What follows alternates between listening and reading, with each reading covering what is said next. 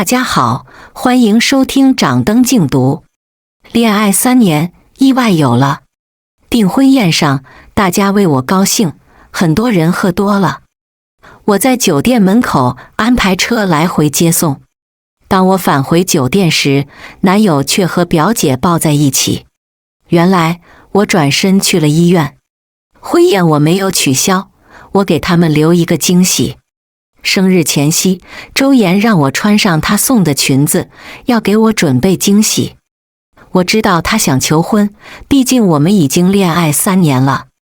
但这不是关键，她下定决心娶我的真正原因是我怀孕了。我们曾经有过一个孩子，但因为我的身体太弱，没有留住。那段时间我过得浑浑噩噩，天天以泪洗面。是周岩一直陪着我，安抚我，握着我的手，一遍一遍告诉我，莹莹，我们还会有孩子的，我保证我们会好起来的。所以在得知我再次怀孕后，他果断求了婚。莹莹，我买了房子，东南朝向，有大落地窗，还给你订了一只布偶猫，以后我会好好照顾你的，嫁给我好吗？周岩单膝跪地，一手捧着玫瑰，一手拿着戒指，深情向我求婚。我笑笑，向他伸手，好啊。朋友欢呼，放飞了氢气球。他们扑上来抱住我俩，把祝福一箩筐地送了上来。父母年纪已大，在得知这个消息后，高兴得眉开眼笑，还把订婚的议程提了上来。周岩欣然同意，不许我受累，自己一个人承包了订婚宴所有的流程和安排。我甜蜜地接受了这一切，所以当我推开宴会厅大门时，发现李青和表姐坐在周岩旁边聊天时，愣在了当场。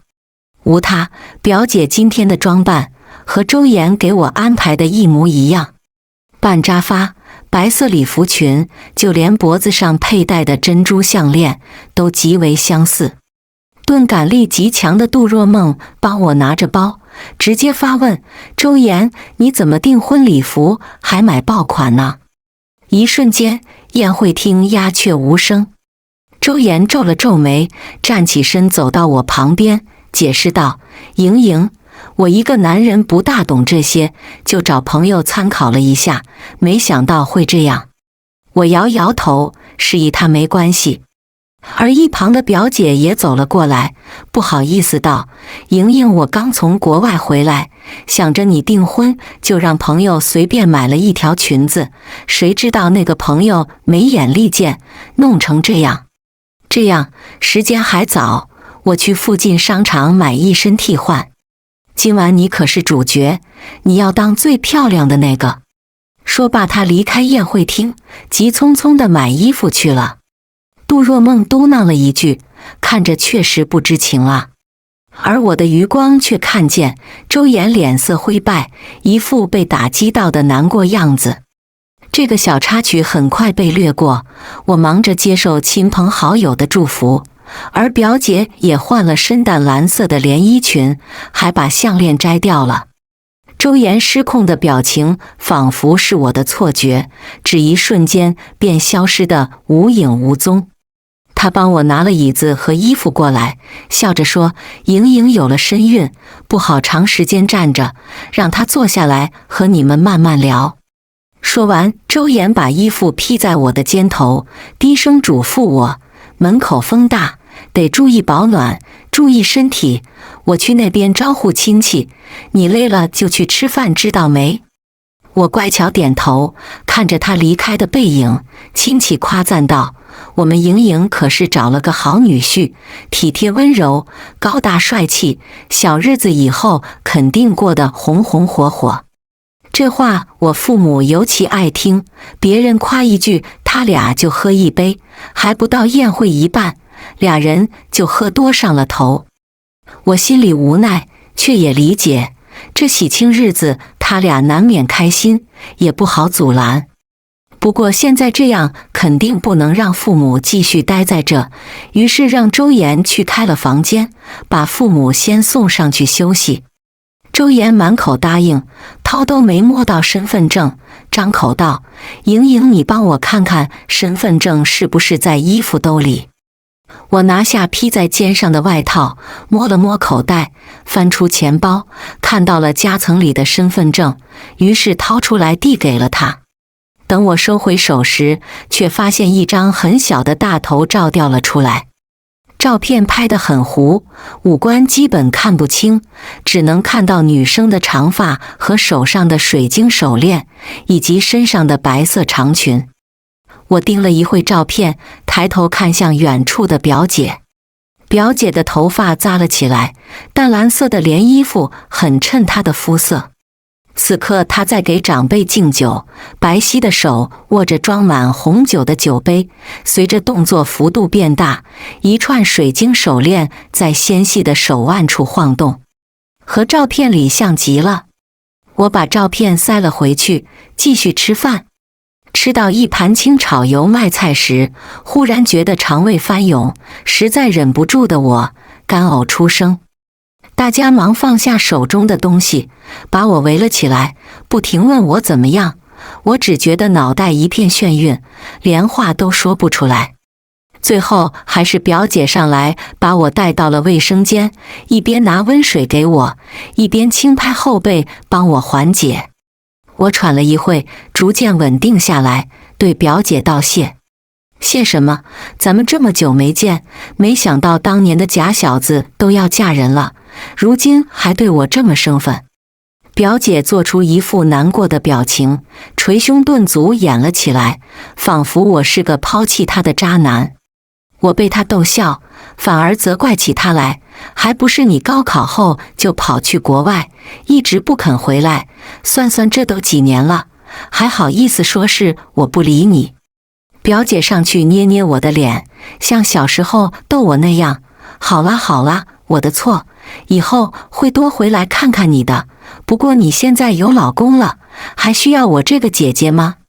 看着她凑近的脸，这一瞬间仿佛和小时候重叠起来，我们好像还是无忧无虑的小孩子，不会考虑太多复杂的事情。于是我问她：“你认识周岩吗？”出乎意料的，表姐非常坦率，她说：“认识。”我得到了答案，不再想问下去了。表姐却继续说，她和咱俩是同届的高中同学，不在一个楼层，所以上学那会并不认识。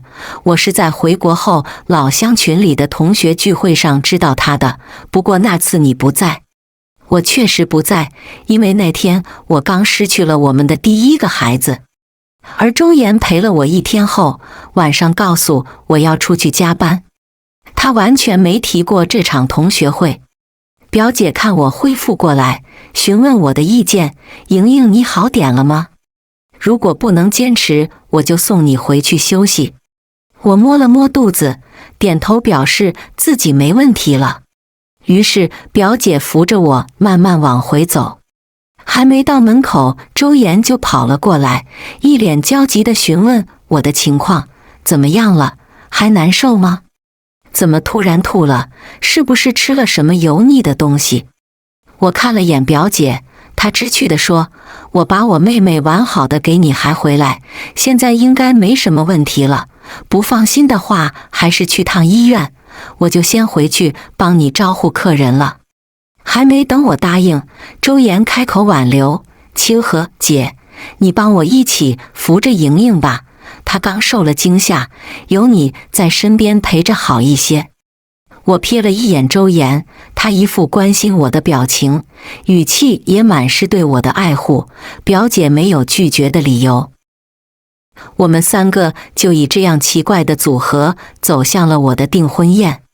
不过大家满心都扑在我身上，关心了一下我的身体状况，看没什么问题，才放心地继续吃喝起来。因为我的情况，订婚宴的流程缩减了大半，最后只留下了周岩致辞这个环节。感谢大家来参加我和莹莹的订婚宴，往后余生我会好好爱护她，和她携手走下去。周岩情绪充沛，一脸深情地望向我和表姐的方向：“我爱你。”可惜我不知道这话是对我说的，还是对表姐。订婚宴结束了，父母也醒了醒酒，站在酒店门口送客。虽然大家一致认为我不用下去，但我自知这场订婚宴已经因为我混乱了不少，于是坚决要求去送亲朋好友。周岩留在了楼上收拾，他说等和酒店工作人员交接完毕后就来找我。亲戚走得差不多时，我才发现手提包忘在了楼上，看父母还是晕乎的状态，便自己上楼去找。楼上已经没人了，我拿上放在角落的包往出走，却听到电梯转角有动静。我凑过去看，那是一对相拥的男女，他们站在玻璃窗旁边，稀碎的月光打下来，给他俩加了层朦胧的滤镜，这画面像是偶像剧的画面。如果男女主角不是我的老公和表姐的话，还没等我作何反应，表姐便推开了周岩，顺手甩了他一个巴掌。放尊重点，你是我妹妹的未婚夫。表姐很生气，看上去对周岩抱她的事情毫不知情。反观周岩则一脸认真，他说：清河，我只是想在今晚和你道个别，我是爱过你，但今晚之后我会好好爱莹莹，照顾她一辈子。表姐抱胸冷笑：恶不恶心？你在这桩深情给谁看？说着爱莹莹，转头还来抱我。我和你的关系只停留在不熟的同届同学上。说完，表姐就往我这个方向走，我赶忙往后躲了躲。走了2步，表姐又停了下来，转头说：今晚的事情你最好亲自告诉莹莹，不然。周岩低着头，双手攥紧，不知道在想什么。没过一会，他低声道：可是当年我们后面的话被他吞没在嘴里，没发出任何声音。等他们都走了，我才缓了下来。然而绷紧的弦突然松开，让我瞬间失去了力气，瘫软在地。莹莹，你没事吧？身后传来声音，我扭过头去看，发现竟是表姐。看我一副惊讶的表情，表姐将我扶了起来，帮我拍掉身上的灰，温柔道：你和小时候一样，还是喜欢躲墙角，我离开的时候就发现你了。表姐，我刚要说话，被表姐打断：你先和我回家吧，这里不是说话的地方。今天忙了一天，你还怀着孕，先休息好再说。说着，他拿出手机叫了出租车，把我带回了他家。一路上我们都没有说话。等到了家，洗漱完毕后，表姐拿了一瓶酒出来，想要和我聊聊周岩。给我买礼服的是朋友，不是周岩。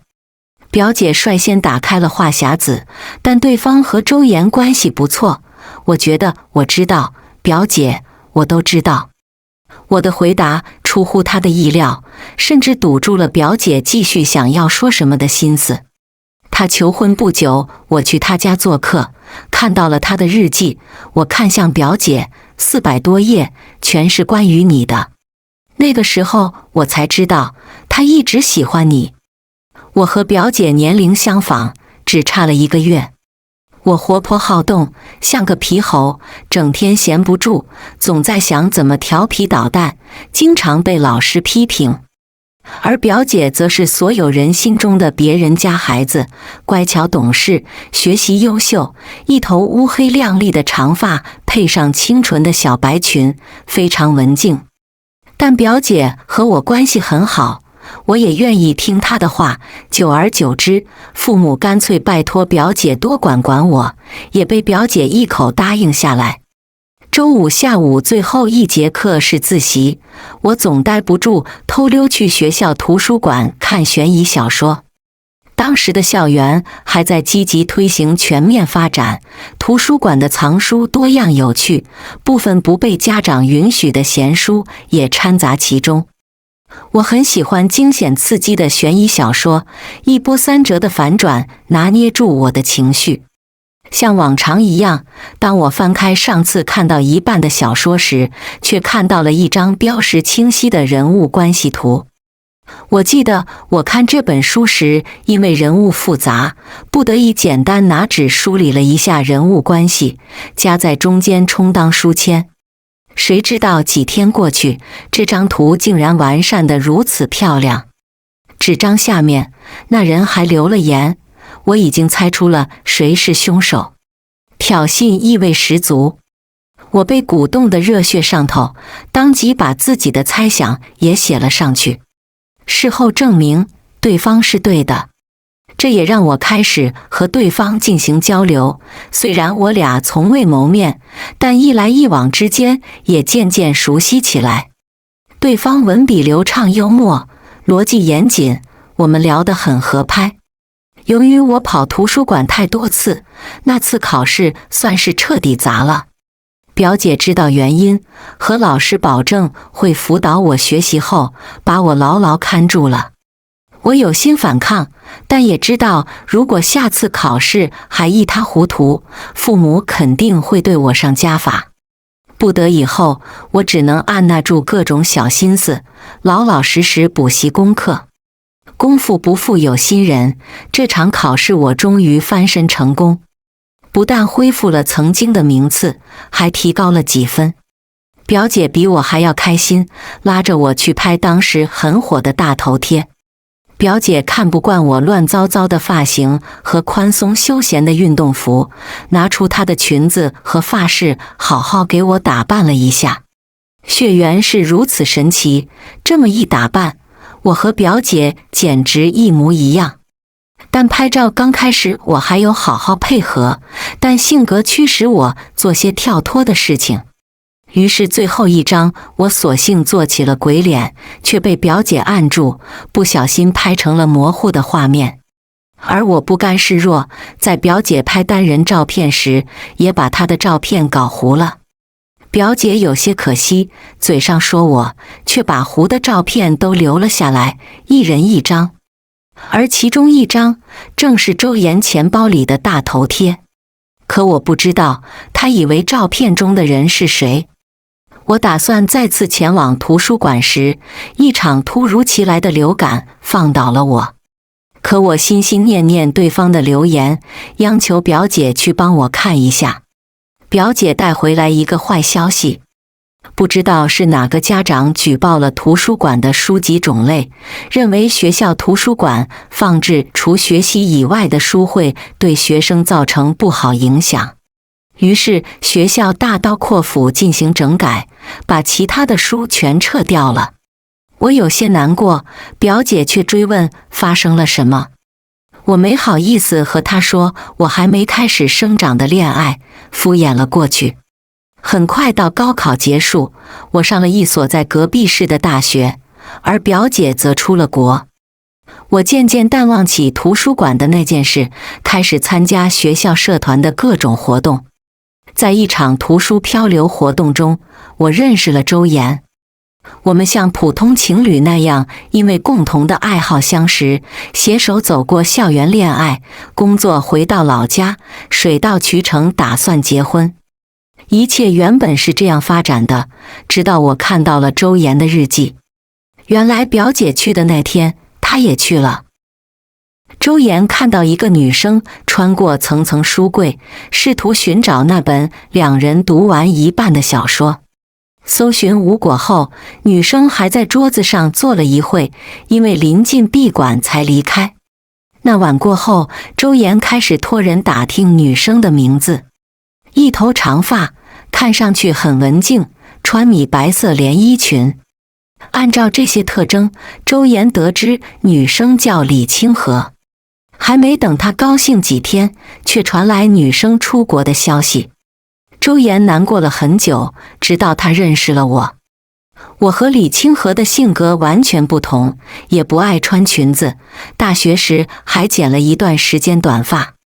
但周岩和我相处意外的融洽，他甚至短暂放下了对李清河的喜欢，全心全意地来爱我。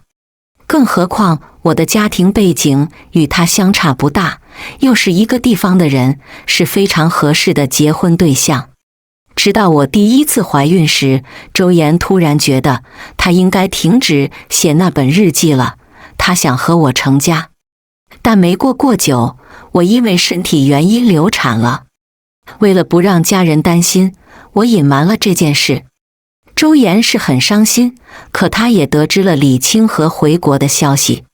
他的心脏突然热烈地跳动了起来，仿佛回到了青涩的校园时代，和互有好感的女生偷偷在书本中递信，聊兴趣聊生活。于是他觉得要去见一面。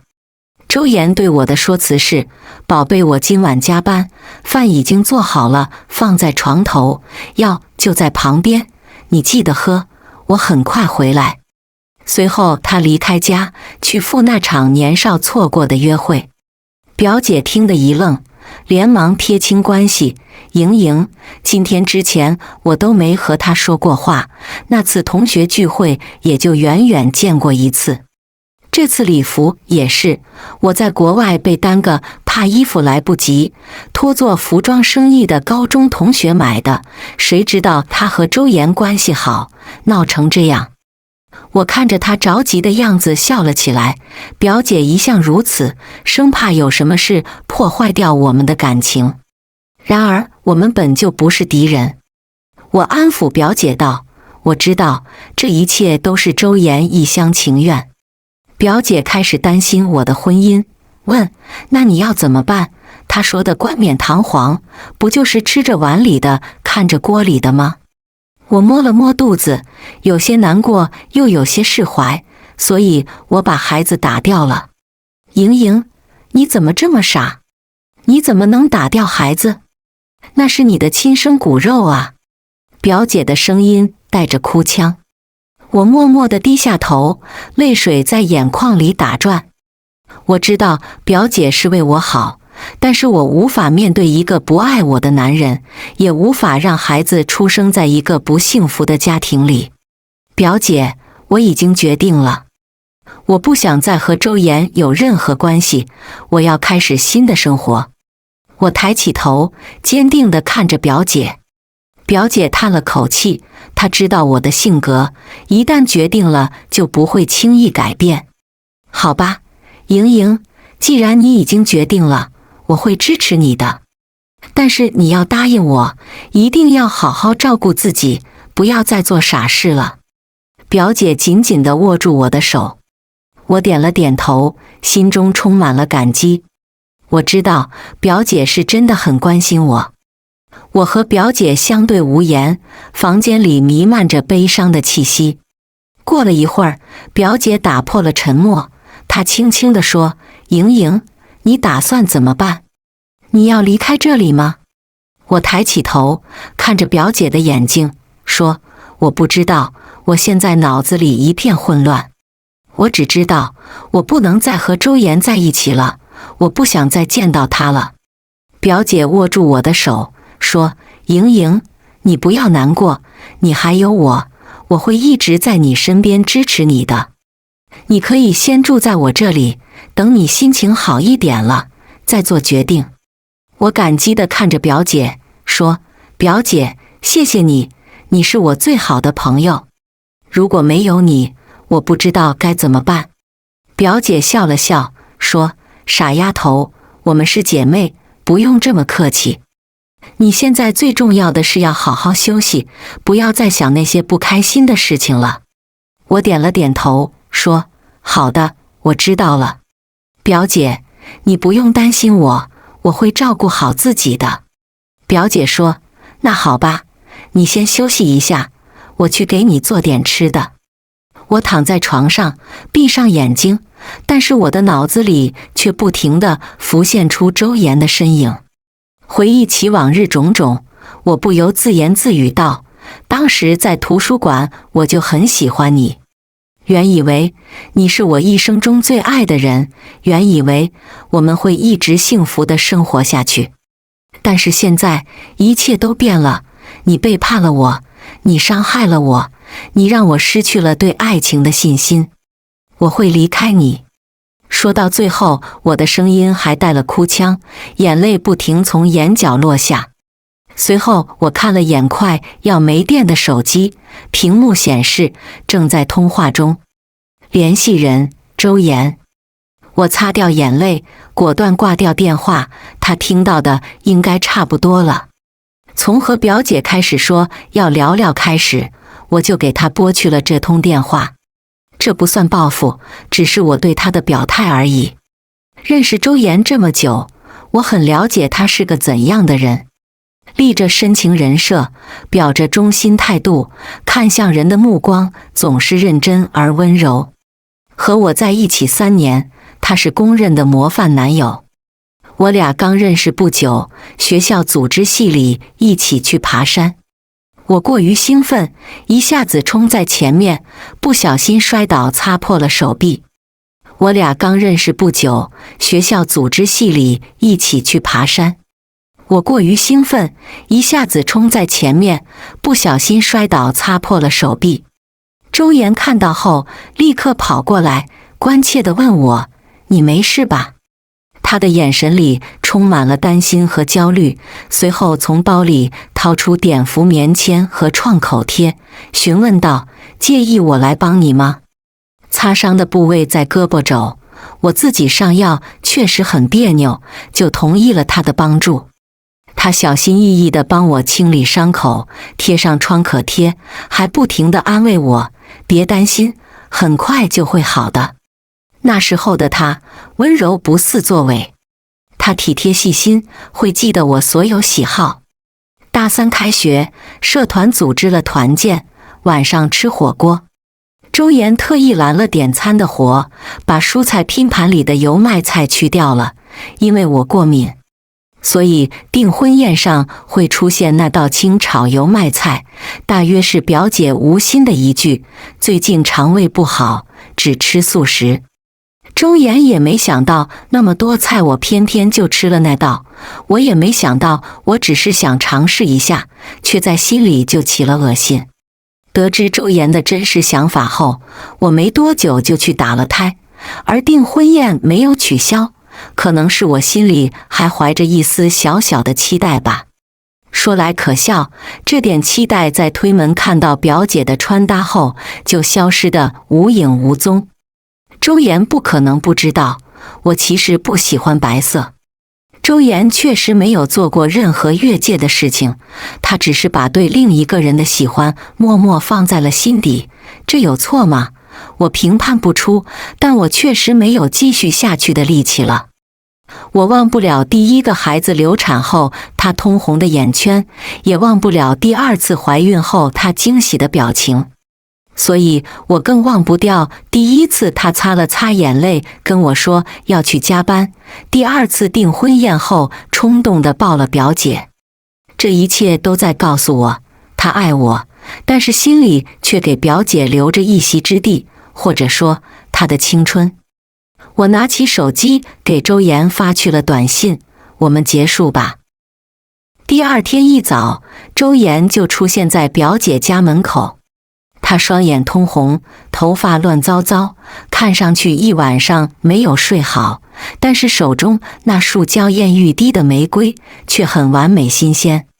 周岩看到我开门，露出一个他自己可能都没意识到的略带讨好的笑：“莹莹，先跟我回家好吗？”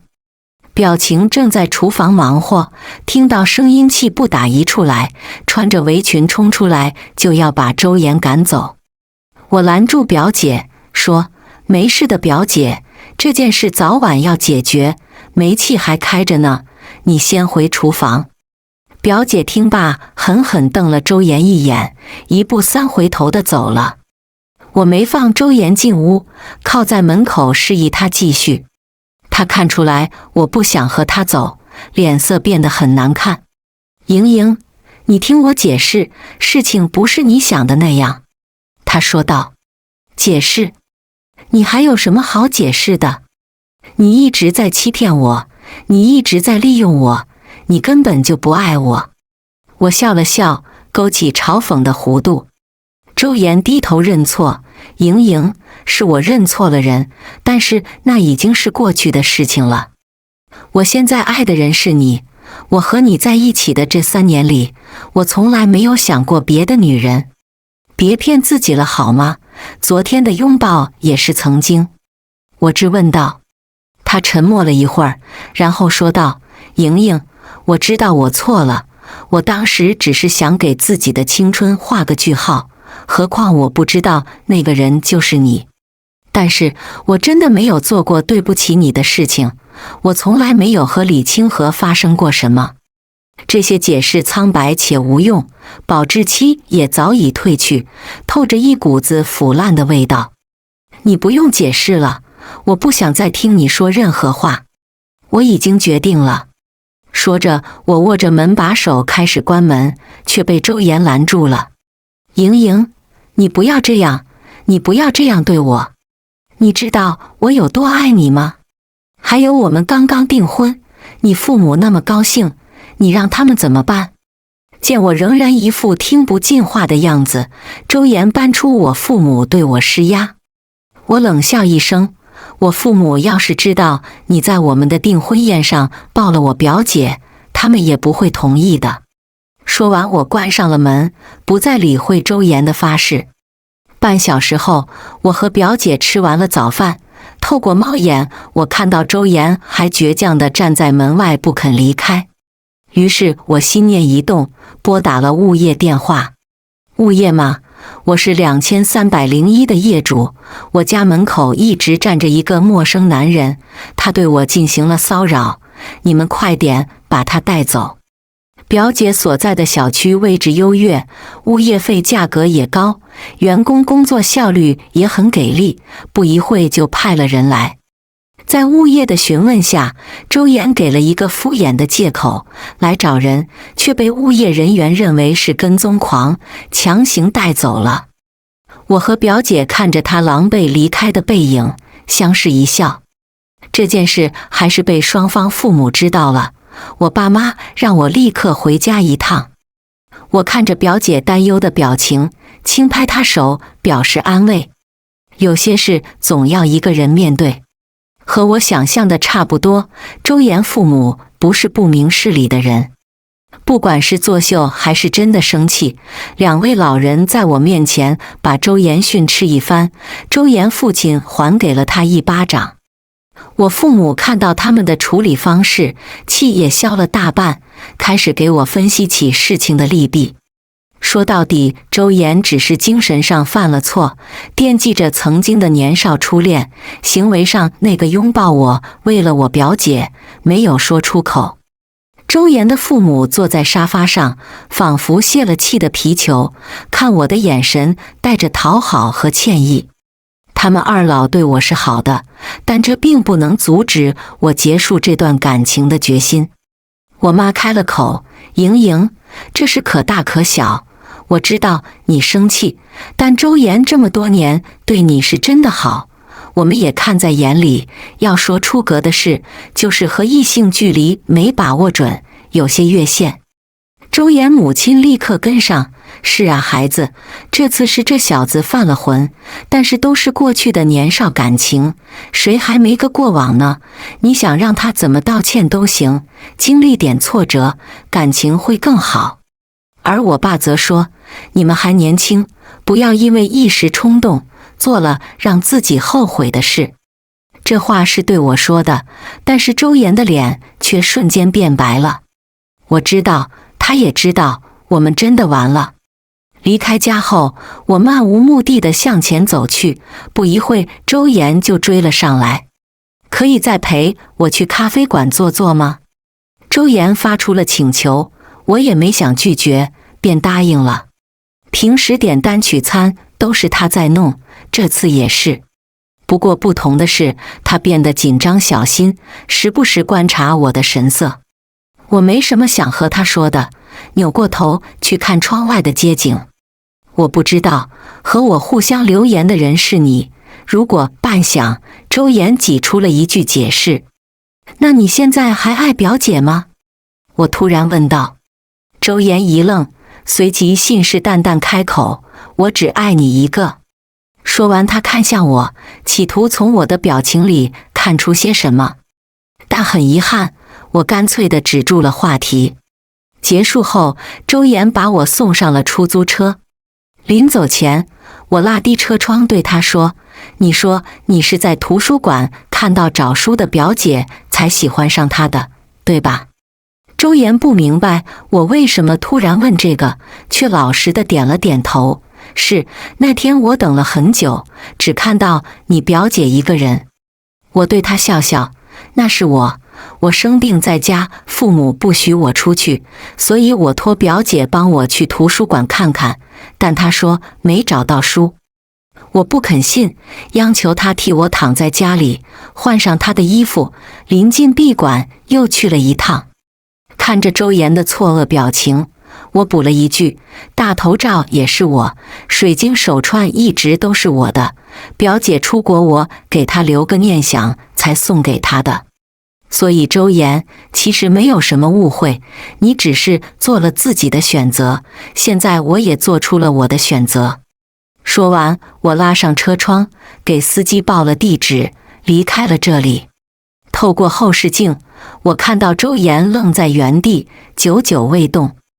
为了忘记最近乱七八糟的事情，我申请了最忙的项目组，跟着大家昏天黑地的忙了一段时间。等回到家时，天已经黑透了。我先处理掉门口的玫瑰花，顺便把卡片也扔进了垃圾桶，又把那些有的没的快递通通打包原路返回。周岩没有死心，他仍在不停地挽回我，只是我不再想和他继续纠缠，尽量无视。双方的父母也放弃了劝和我俩，我父母看我一副绝不回头的样子，干脆放弃。按我妈的话来说，少管点你，我还能多活几年。我爸倒是不太在乎周岩，只是催着我再找别的对象。不堪其扰的我拨通了远在国外的表姐电话，询问她的近况如何。表姐好像在参加一场活动，音乐声一阵接着一阵，不时压过她的声音，听得我磕磕绊绊，但能看得出她过得很开心。表姐看到我的表情，拿着手机走到安静的地方，问我怎么了，莹莹，最近过得不开心吗？还好，我想了想，继续说，如果周岩不继续烦我的话，还有我爸不继续催我相亲的话，那你来找我吧。表姐语气坚定，表情严肃，仿佛早就做好了准备。我听着一愣，表姐继续道，我租好了咱们2个人可以住得下的房子，平时我就带你出去玩，或者咱们在家看电视剧也好。你不用再被那些事情烦恼，你姐我这几年可挣了不少钱，养你一个完全没压力。我看着身在异乡却一直为我考虑的表姐，一时有些哽咽。好啊，我想去找你。那就来吧。我和表姐都笑出了声。为梦想，为自由，什么时候开始都不算晚。故事完。